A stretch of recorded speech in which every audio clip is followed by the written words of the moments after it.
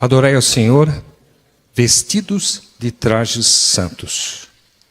Tremei diante dele, todos habitantes da terra. O sermão que eu vou apresentar não é um sermão. Isso aqui é um estudo que eu fiz pessoal, para eu tentar entender uma série de coisas. E há tempos eu tenho feito esse estudo. E fui convidado a apresentar uma mensagem nesta manhã. Então eu vou apresentar para os irmãos esse meu estudo. Esse estudo eu tenho usado para a minha reflexão pessoal. E eu trago e eu espero que seja útil para a reflexão pessoal dos irmãos.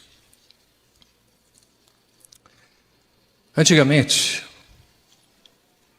nós tínhamos um uniforme de adorador. Eu era pequeno, a gente ia para a Bíblia, a gente ia para a igreja, a gente levava a Bíblia, a lição e o inário. Nós utilizávamos a melhor roupa que tínhamos, que era roupa de sábado. Era uma roupa que a minha mãe dizia que tinha que ser discreta e a que menos ressaltava o corpo. Nós não íamos à igreja como quem vai ao supermercado, ao estádio ou ao shopping. Fazíamos questão de diferenciarmos o sagrado do secular, inclusive na roupa. Meus pais me faziam levar a Bíblia e assim que eu aprendi a ler, meus pais sempre faziam acompanhar na Bíblia o que o pastor estava falando, o que o pastor lia. E um dia eu falei o seguinte: pai, o pastor que está falando a Bíblia que ele está lendo, por que eu tenho que ler também? E ele diz o seguinte: filho, nós temos que desenvolver o hábito de ler a Bíblia para vermos por nós mesmos se o que está sendo lido e dito ali na frente é realmente o que está escrito. E ele me falava de Atos 17, versículo 11. Ora, esses de Bereia são mais nobres do que os de Tessalônica, porque receberam a palavra com toda avidez, examinando diariamente as Escrituras, para ver se as coisas que eram apresentadas pelos apóstolos era exatamente assim que era escrito. Ellen White se destaca que o dever de adorar a Deus se baseia no fato de que Ele é o Criador e a Ele todos os seres devem a sua existência. Deus deve ser adorado pelo seu caráter e pelo seu trabalho criador e redentor. Ele deve ser adorado por seus atributos: justiça, perfeição, majestade, soberania, transcendência, imanência, conhecimento, presença, bondade, força, compaixão, santidade e o seu incomparável amor. É por esse motivo que nós adoramos a Deus. Existe um conceito chamado cosmovisão. Cosmovisão é um conjunto de preceitos e princípios que formam a base para o nosso entendimento da realidade. E através da nossa cosmovisão é que nós fazemos as nossas escolhas. O único grande problema com relação à cosmovisão é que, em geral, a cosmovisão ela é muito mal formada. Ela é muito frágil em muitos de nós. Ela é formada pelo que vemos na televisão, pela música popular, por revistas tipo Caras, por novelas, por filmes, por podcasts, por influencers, por youtubers.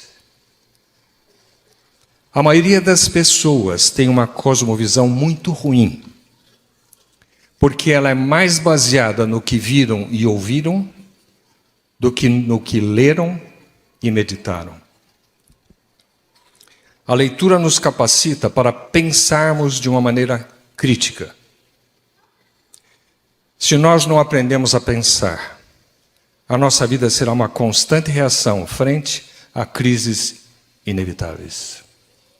Uma vez eu assisti um sermão em Washington, e um ancião pregou uma mensagem, e o título do sermão é o seguinte: The Christian must be a thinker. O cristão deve ser uma pessoa que pensa, um pensador. A nossa cosmovisão é baseada em crenças determinantes para compreender a vida de um modo geral. E é a nossa cosmovisão quem vai ajudar-nos a entender aquelas perguntas filosóficas mais profundas que habitam em nós, que é o seguinte: por que existe algo ao invés de nada? Por que existe beleza ao invés de feiura? Por que a ordem ao invés de desordem, caos, mesmo na vigência da segunda lei da termodinâmica? Porque a harmonia sonora ao invés de ruído? Porque há o universo. Como o mundo veio existir e por que ele existe? O que significa a vida e por que nós estamos aqui? O que é a morte? O que tem depois da morte? Existe Deus? Quem é Deus? Essas perguntas filosóficas, elas estão lá dentro da nossa mente. E nós conseguimos responder ela à medida em que nós temos uma cosmovisão correta. Existe Deus? Sim. Se nós estamos aqui, provavelmente nós acreditamos que existe Deus. Mas quem é Deus? E como ele se revela? Deus se revela em duas formas. Primeiro, nas coisas criadas, que é a teologia natural. Isso a gente vê em Salmos 19, versículo 1, que diz: os céus proclamam a glória de Deus e o firmamento anuncia as obras da sua mão. Essa é a primeira noção que eu tenho de quem é Deus. Mas existe a teologia revelada, aquela que mostra quem é Deus nas Escrituras. E é aí que existe a verdadeira compreensão de quem é Deus. É impossível para nós compreendermos a Deus em virtude da nossa limitação intelectual. É impossível conhecer a Deus a parte da sua revelação. E o mais interessante é o seguinte: mesmo que Deus revelou, nós não conseguimos entender. Porque Deus tem algumas características que para nós são fora de compreensão. A primeira característica: Deus é eterno. Como eu falar a respeito de eterno e entender o que é eterno, se tudo que eu vejo é finito, teve início e fim, tudo? Como entender? Daí existe uma alegoria que eu acho interessante. A Cordilheira do Himalaia tem cerca de 2.600 quilômetros de extensão. Ela tem de 150 a 300 quilômetros de largura. Na Cordilheira do Himalaia estão os maiores picos da Terra, o K2 e o Everest, com mais de 8.800 metros. Imagine você que o Himalaia fosse composto de grafeno, que é um produto 10 vezes mais resistente que o aço. Imagine você que a cada 1000 anos viesse um pardal, limpasse o bico e voasse. 1000 anos depois, vinha o pardal, limpava o bico no Himalaia e voasse. Quando, em determinado momento, todo o Himalaia estivesse desgastado pelo atrito com o bico do pardal, aí teria começado a eternidade.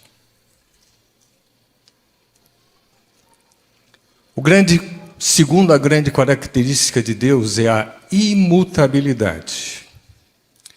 A imutabilidade de Deus é coerentemente apresentada através da Bíblia como fidelidade ou constância em seus atos históricos.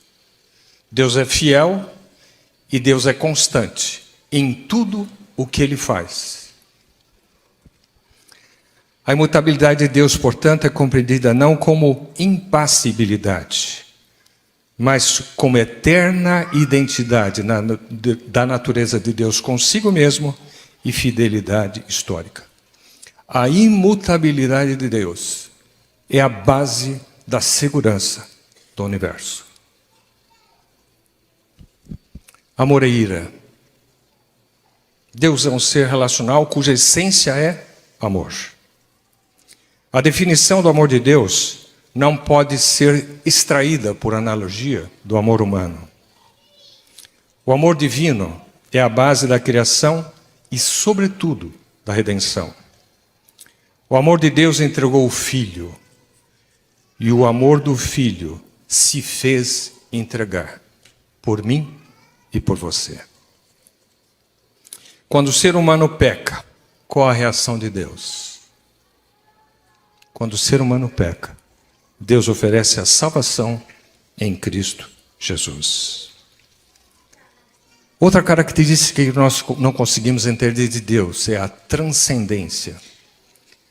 Apesar de Deus ter criado tudo, Ele não se limita e não é limitado pela sua criação.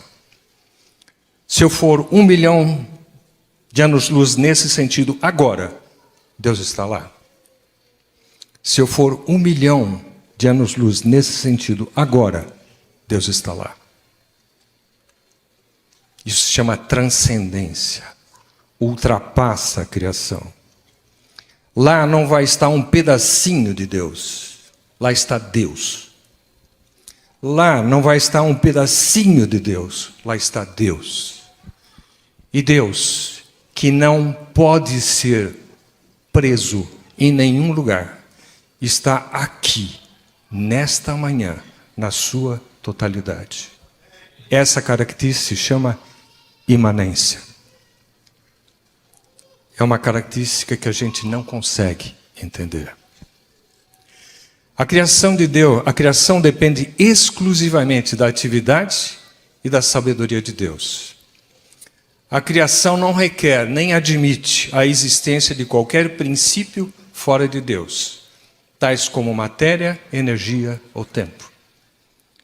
No princípio era Deus. No princípio não havia matéria. No princípio não havia distância. No princípio não havia energia. No princípio havia Deus. Como eu vou entender isso? A partir de Deus, da sua palavra, Ele diz, haja e ouve. Deus é o único que tem a capacidade de criar ex nihilo. Ou seja, cria tudo a partir de nada. Deus criou apenas com a sua palavra. A nossa Terra tem cerca de 12.560 quilômetros. O Sol, que é uma estrela de quinta grandeza, tem um diâmetro de 1.392.700 quilômetros. O Sol queima cerca de 600 milhões de toneladas de hidrogênio por segundo. E o Sol tem energia para queimar mais 6 bilhões e meio de anos. Existe de 100 a 200 bilhões de galáxias. E em cada galáxia existe cerca de 500 bilhões de sóis. A maior estrela da constelação Canis Majoris, ou Cão Maior, se ela fosse oca, caberia dentro dela 1 quatrilhão de planetas Terra dentro. Se fosse possível dar uma volta em torno da Canis Majoris, dessa estrela, a 1.000 quilômetros por hora, nós levaremos 1.100 anos para darmos uma volta. Isso tudo surgiu de uma palavra. Faça-se. Haja. Esse é o nosso Deus. A Bíblia nos adverte, nos admoesta e nos chama a adorarmos a Deus. E o que é adoração? Existem 3 princípios básicos de adoração que a gente pode tirar na leitura da palavra. O primeiro está em Êxodo 3, versículo 15. Quando Moisés encontrou a sarça queimando, naquele momento Deus diz: Moisés, tira a sandália do teu pé, porque o lugar em que você está é terra santa. Primeiro conceito de adoração: não importa o local, o que torna santo é a presença de Deus. E quando Deus está presente, Ele espera de você e de mim uma mudança de atitude. E essa mudança de atitude se chama reverência. Você está na presença de Deus, Deus espera de você e de mim reverência. O segundo grande conceito de adoração a gente vê em Levíticos 10. Que fala a respeito de Nadab e Abiú, filhos de Arão. Quando eles trouxeram fogo estranho perante o Senhor. E Levíticos 10:10 diz: eles foram mortos, pois não diferenciaram o santo do profano, entre o imundo e o limpo. Segundo conceito de adoração é a introdução do fogo estranho no culto. Fogo estranho no culto. E o terceiro princípio de adoração, a gente vê em Gênesis 4, 1 a 12, história de Caim e Abel, todos vocês conhecem. Que a adoração não é pelos meus valores, nem pelo meu gosto, nem pelos meus méritos. Deus me diz como adorar. 3 princípios. O culto de adoração não foi feito para satisfazer os meus gostos, e sim para dar louvor ao nosso Criador e Salvador. O culto de adoração não é um momento de entretenimento, um momento de encontro com os amigos, que por falta de opção, vem sábado cedo ao encontro social. Ouvir música agradável, ouvir uma palestra de autoajuda, dar algum dinheirinho como ajuda de custo para a igreja, se abraçar no final da reunião e ir para casa, embevecidos com a sensação do dever cumprido. Não, isso não é adoração. O pastor Ronaldo tem falado muito a respeito do cristão pós-moderno. A gente vive o pós-modernismo há pelo menos 40 anos, mas isso seria uma reflexão para outro momento.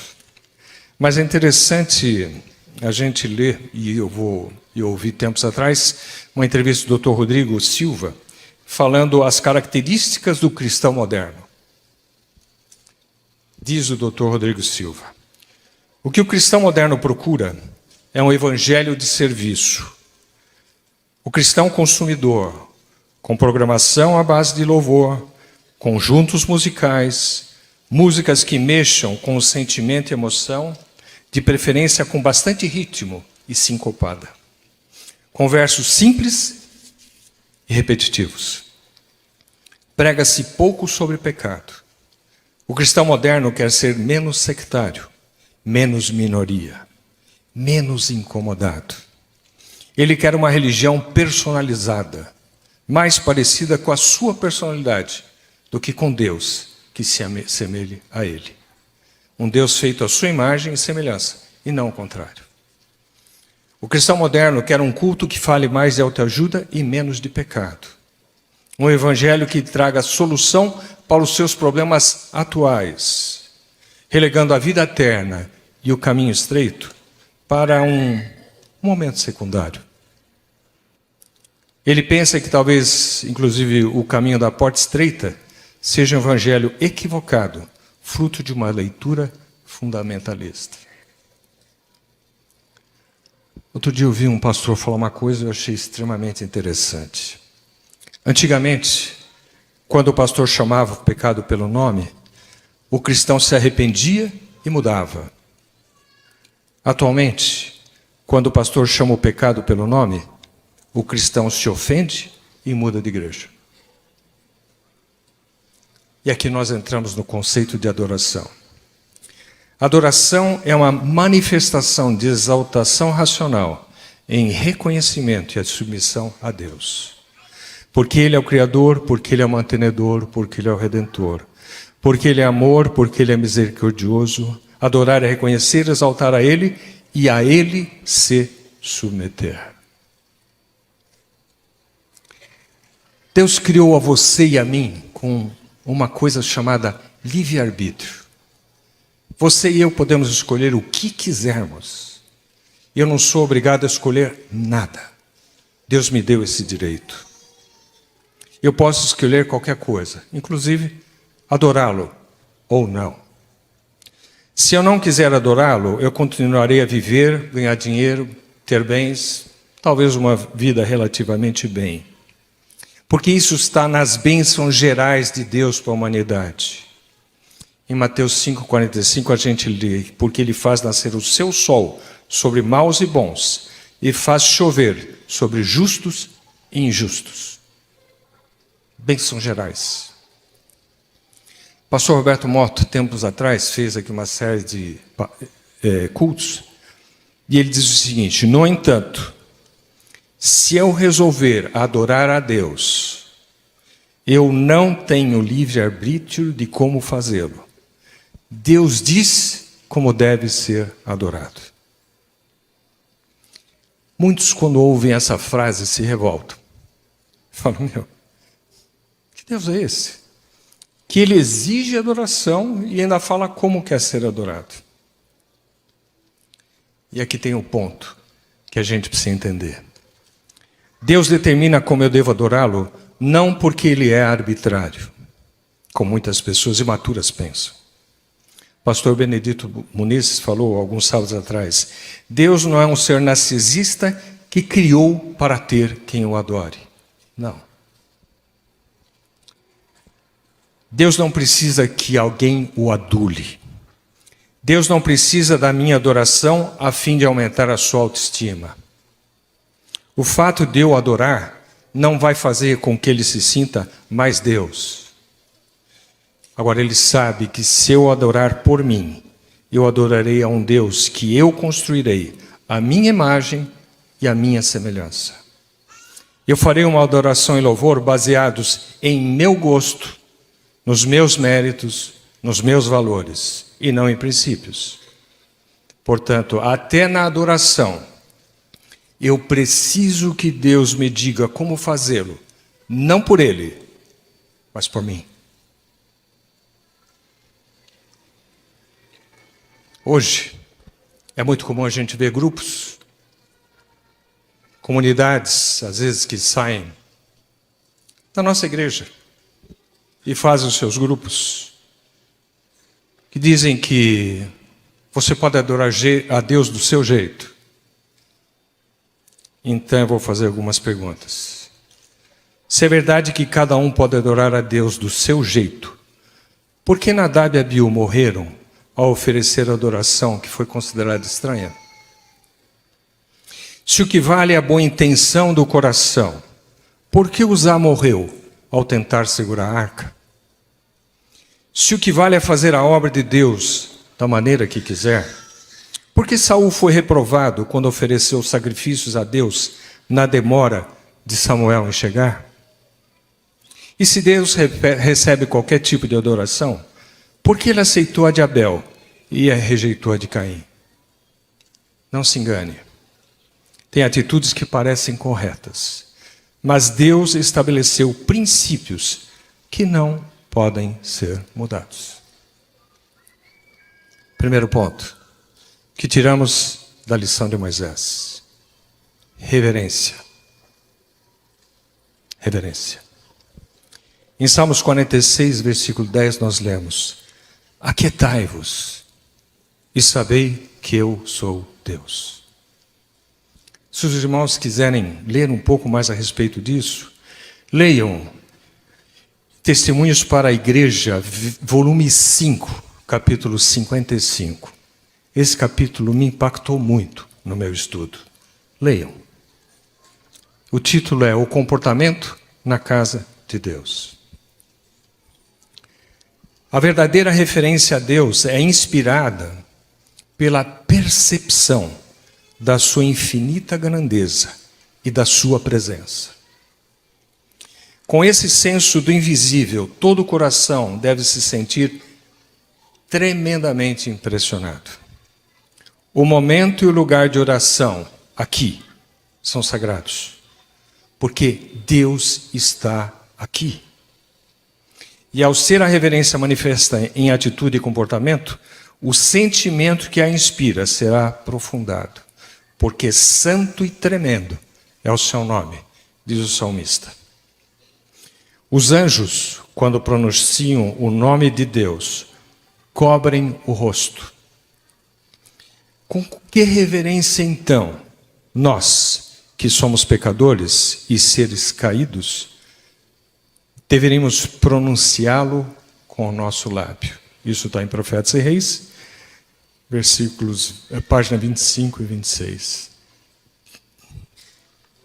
Agora eu vou fazer uma reflexão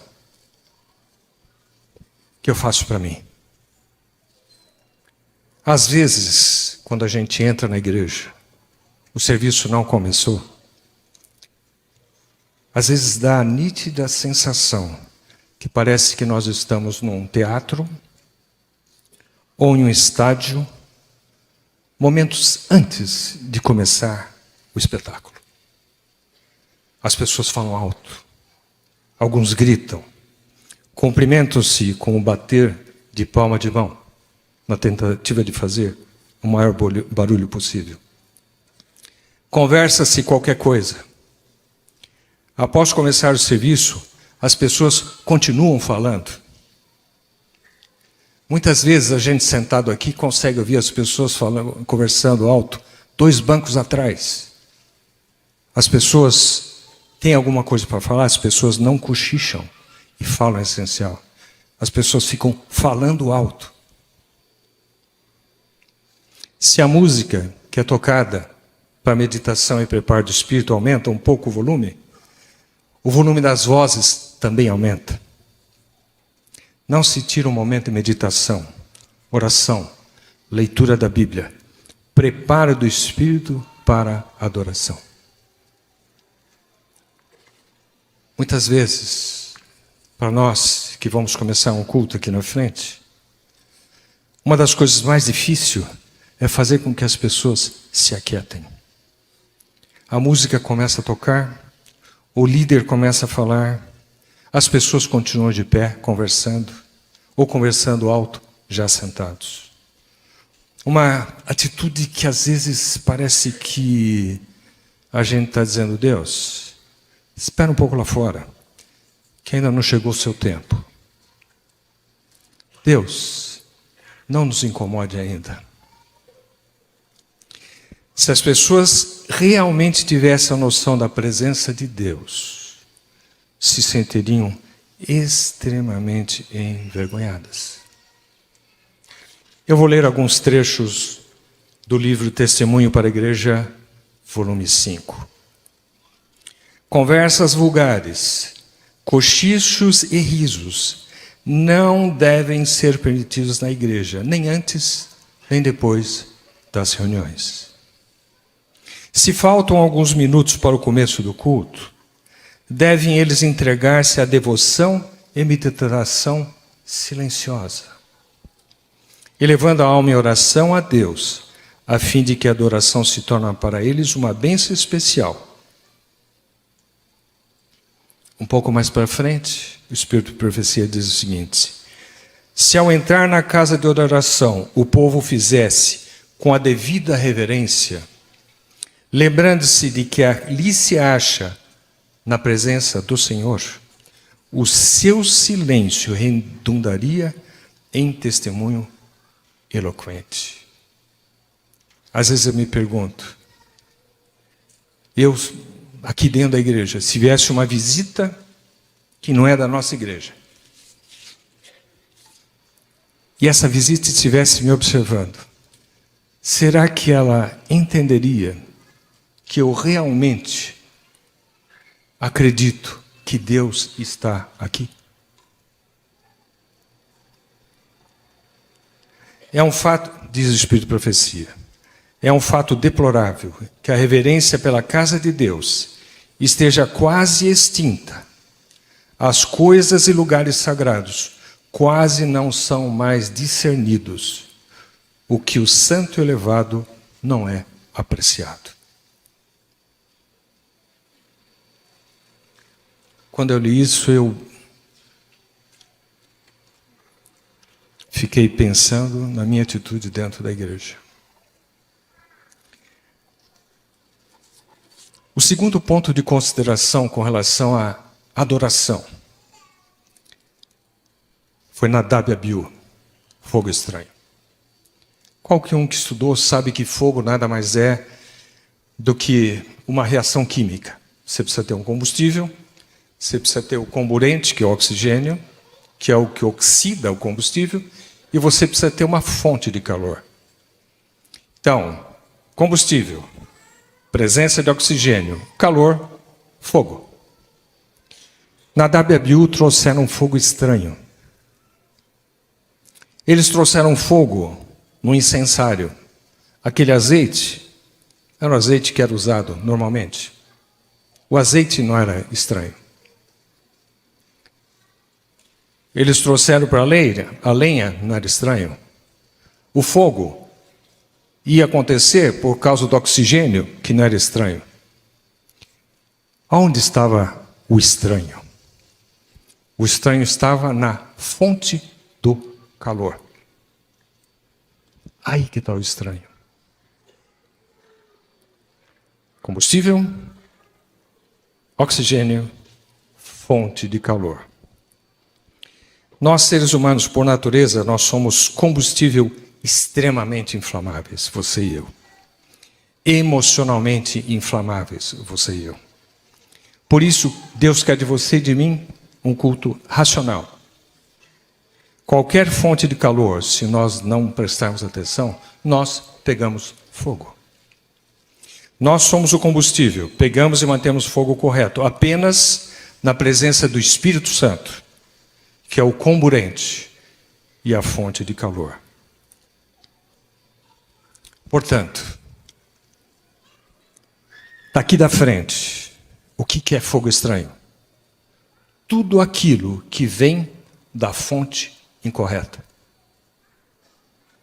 A mensagem pode ser fogo estranho. A música pode ser fogo estranho. A historinha pode ser fogo estranho. Por mais que emocione a audiência, pode ser fogo estranho. Pastor Alberto Tim, na Revista Adventista de junho de 2001, ele diz o seguinte.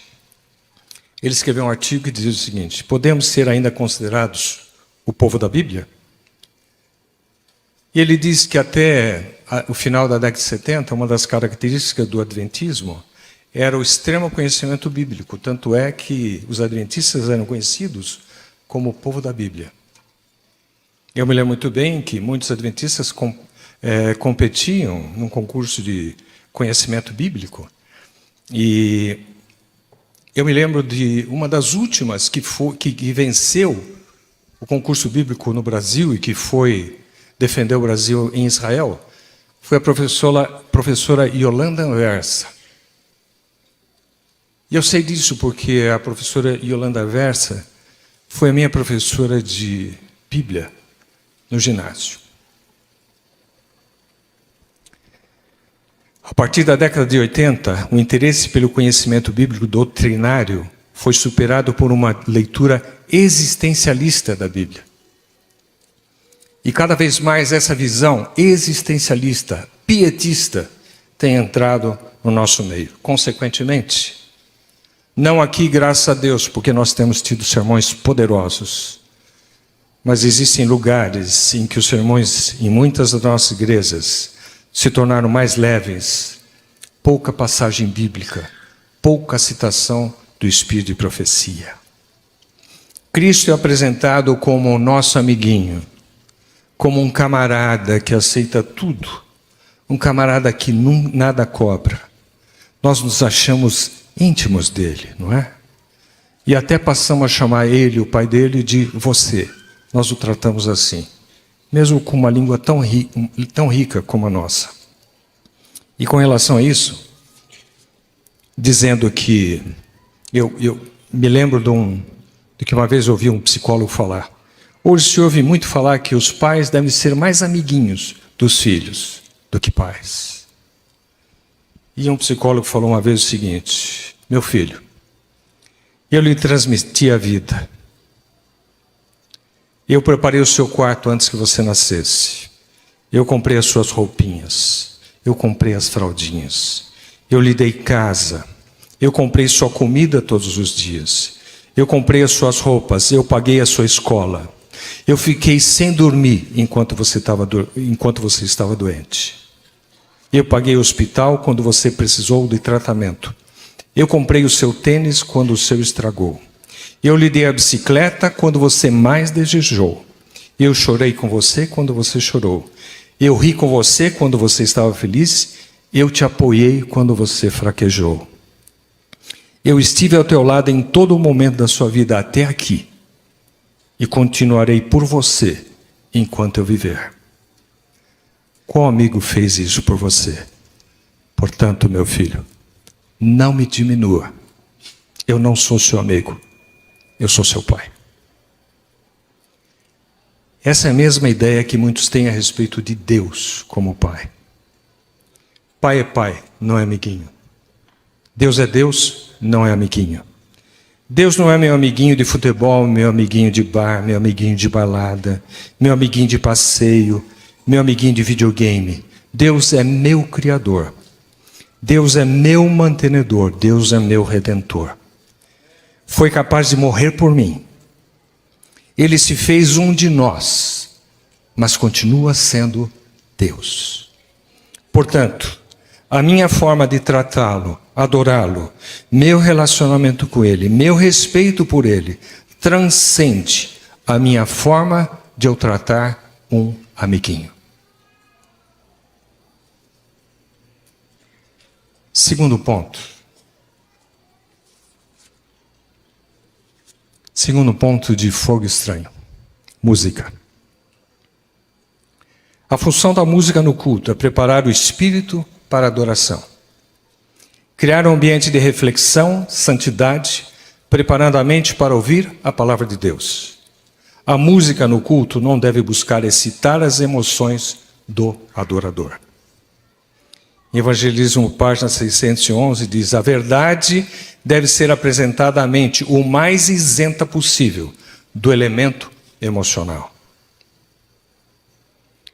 No livro Música da Igreja, Daniel Planck disse: o cântico de Moisés é uma resposta de adoração pelas qualidades e pelos atos divinos. Para Israel, Deus era o seu cântico e o motivo de louvor. O cântico de adoração baseia-se em quem Deus é e no que Ele faz e fez. Nunca deve ser centrado no homem. A divisão sul-americana publicou um documento que fala a respeito da filosofia adventista do sétimo dia com relação à música. E diz lá: a música não é moral nem espiritualmente neutra. Os hábitos e a cultura não são guias suficientes na escolha da música. Ou seja, não adianta você dizer: não, eu vou tocar um sambinha, mas eu vou pôr Jesus no meio. Ou eu vou tocar um rock e colocar Jesus no meio. Não, porque a música em si, ela não é neutra.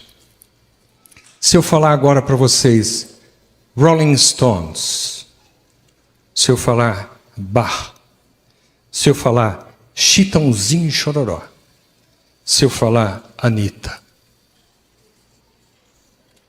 nós associamos esses nomes a estilos musicais: rock, clássica, sertaneja, pop, reggaeton, funk, carioca. Esses estilos musicais têm o seu ambiente próprio, com os quais estão associados e são considerados impróprios quando fora do contexto. Uma igreja, um circo, um velório, uma balada. Todos têm o seu próprio sentido, a sua atmosfera, comportamento e característica musical do ambiente. É impróprio ou fora de contexto ouvir uma música de funeral num circo. Ou uma música de balada num funeral. É impróprio. Portanto, é impróprio ouvirmos músicas com roupagem sacra, mas de estilo popular, em um culto de adoração. É impróprio.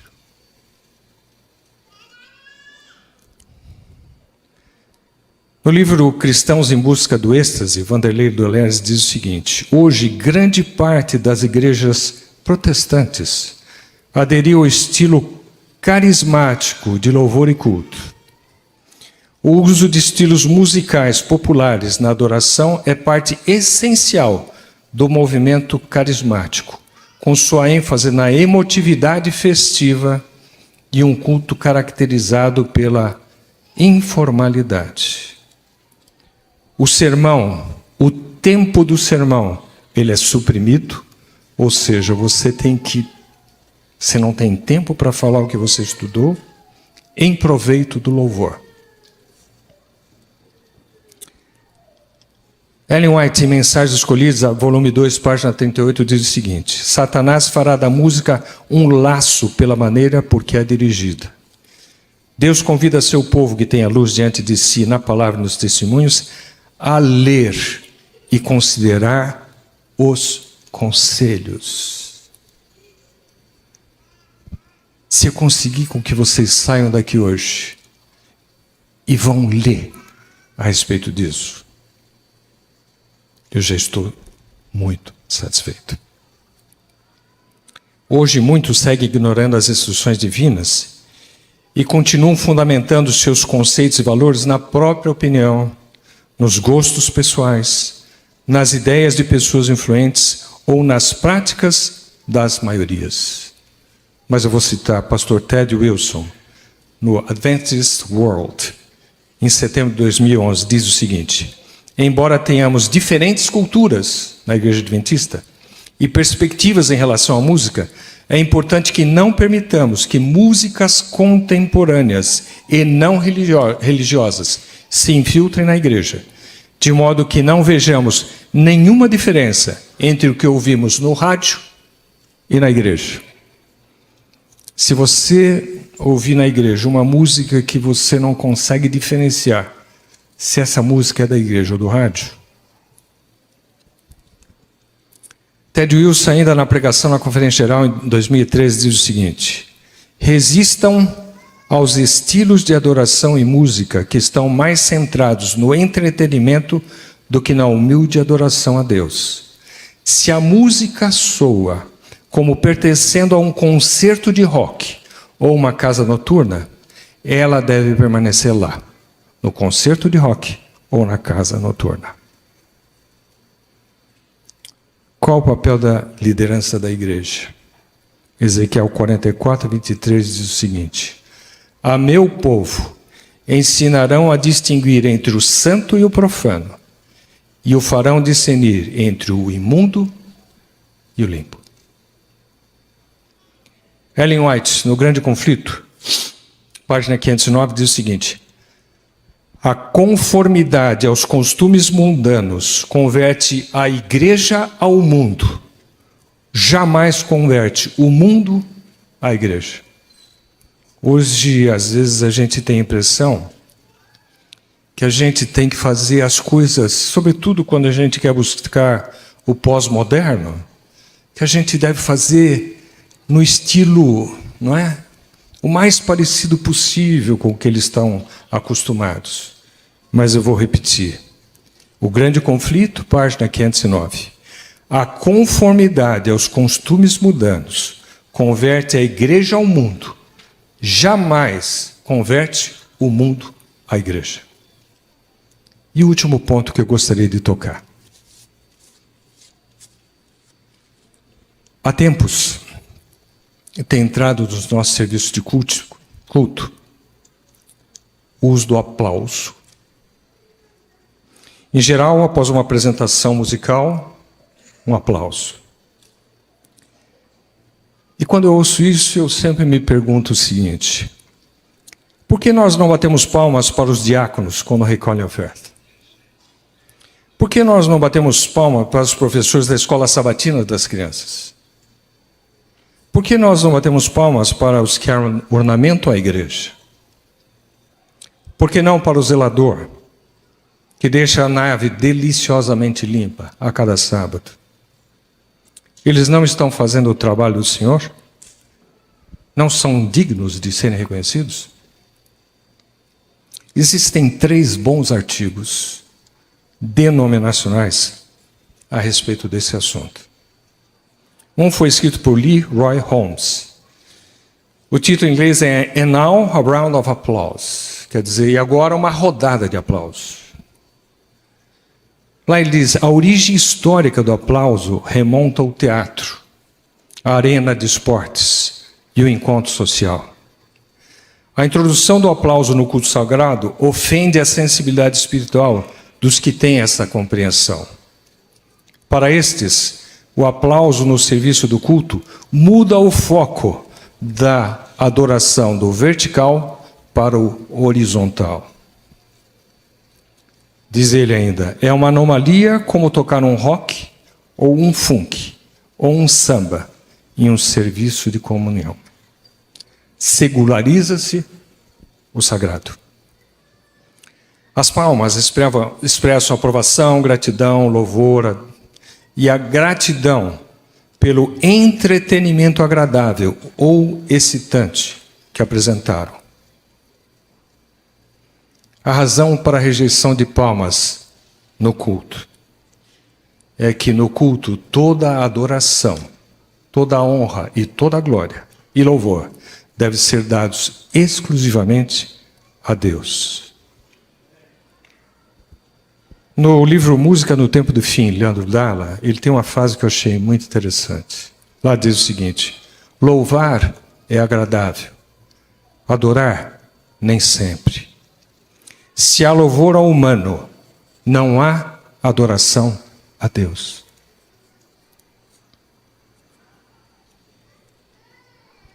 Em geral, no término de uma música de louvor, tanto de coral de conjunto, com muito ritmo, volume forte, acompanhado de uma banda de instrumentos eletrônicos, com acordes dissonantes, terminando em floreado o crescendo, faz com que a casa caia.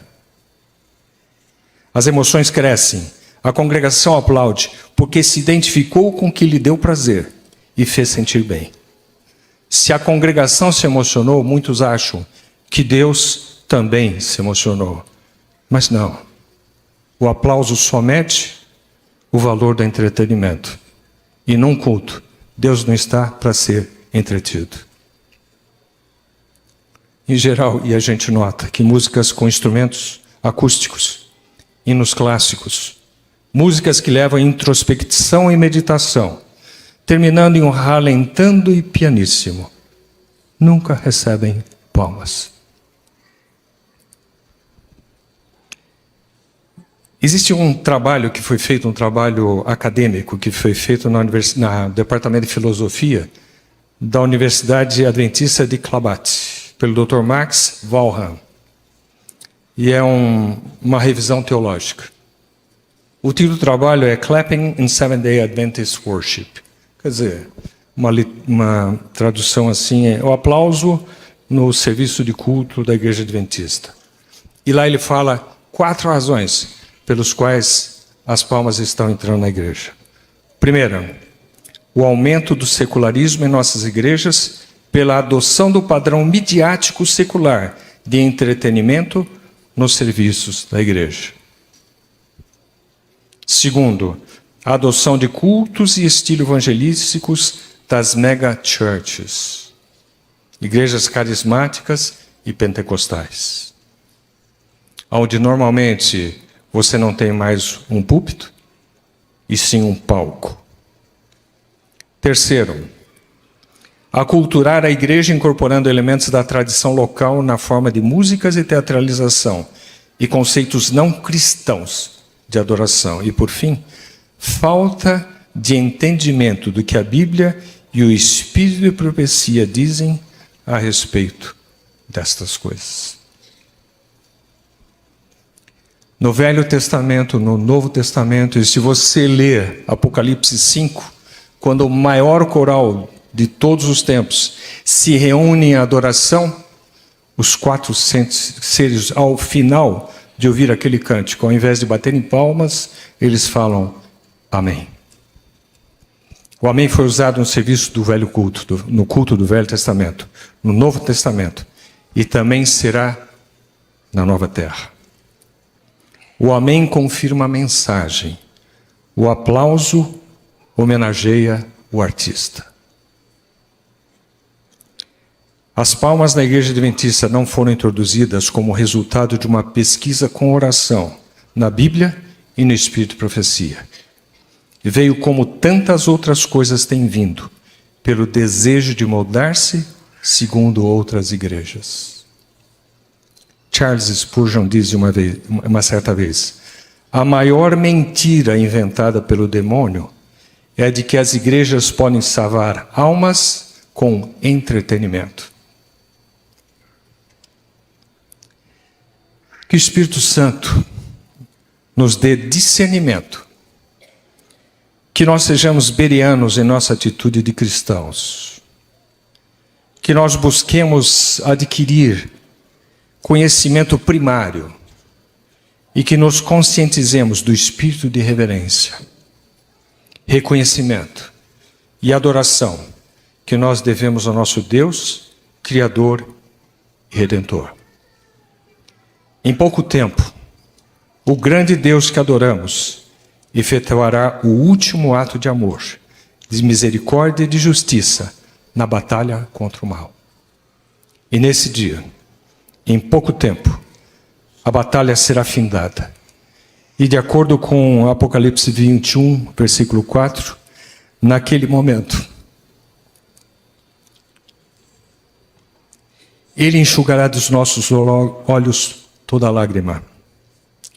E não haverá mais morte, não haverá mais pranto, nem lamento, nem dor, porque as primeiras coisas já são passadas. E então, de uma lua nova até outra, e desde um sábado até outro, e virá toda a carne a adorar perante mim, diz o Senhor. Pois Cristo, o Cordeiro de Deus, venceu a batalha. Por isso a Ele todo louvor, toda honra e toda glória, para todos sempre. Amém.